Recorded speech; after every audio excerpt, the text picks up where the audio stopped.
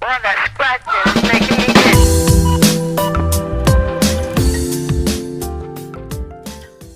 Welcome guys! Welcome to Everyday with Don. And today's video, ang i-review ko is the Selfie Ring RK-12.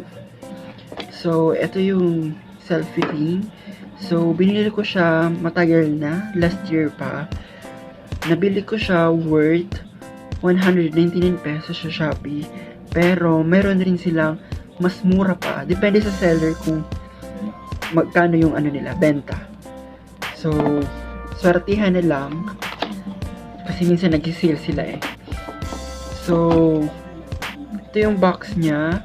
Meron siyang 4 na available color. White, pink, blue, then black.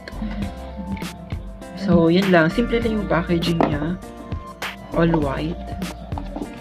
Then, ito na yung meron siyang papers. So, ito yung manual. So, ayan. Tingnan nyo na lang. Hindi ko na sa inyo sasabihin kung ano ba to. So, ayan. Then, ayan. Ayan. So, ayan. So, meron rin siyang libreng cable. Charging cable. Ayan. So, maliit lang siya. Nandito naman tayo sa mismong product. So, ito na yung selfie ring. So, itong selfie ring na to is, pwede siya sa, as the name states, for selfie. So, yun nga, kung mahilig kayo mag-selfie, then, pag madilim, walang flash yung phone nyo, pwede nyo to gamitin. So, nandito yung, ano niya, yung on button, ayan. Meron siyang tatlong modes. So, merong low, ano ba yun? Low, high, then, sorry. Low, medium, and high. Ayun. Sorry. So, meron rin siya dito, ayan. Parang silicone siya, para hindi siya madulas pag clinip nyo siya sa phone nyo. Ayan. So, hindi ko sa inyo mapapakita sa phone. Kasi ano siya, ginagamit ko kasi yung phone ko pang record dito. So, try ko kung may mahanap ako dito yung hindi na ginagamit na phone. So, dito na muna tayo sa kanyang mga settings. So, yun nga, sabi ko kanina, meron siyang 3 modes, low, medium, and high. So, papakita ko sa inyo.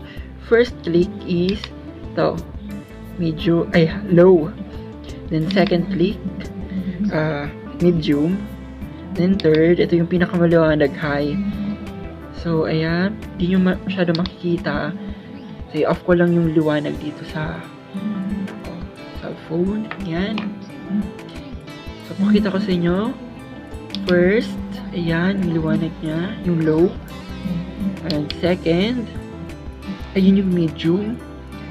Then, third, yun yung high setting. So, magbibigay rin ako mga sample pics na meron kada mode nito. So, ayun nga. Kabit ko lang to.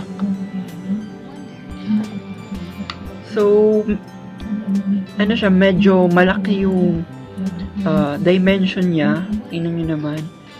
So, pwede siyang pang selfie talaga. So, medyo soft ang ano niya, ang ilaw. And, hindi siya parang masyadong maliwanag sa face pag nag-picture. So, yun nga, clip siya, medyo kinakabahan ako sa clip niya kasi umuuga siya ng konti.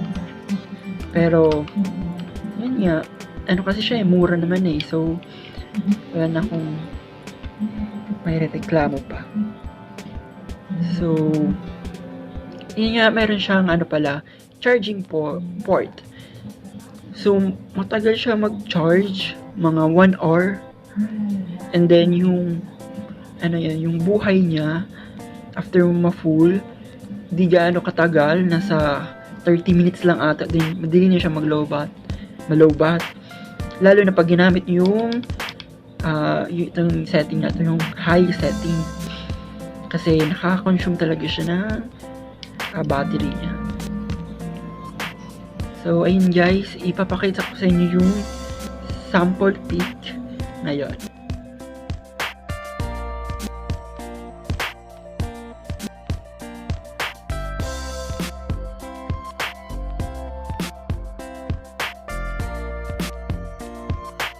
Ayan guys, may nahanap akong phone. Ito yung luma kong phone, my phone.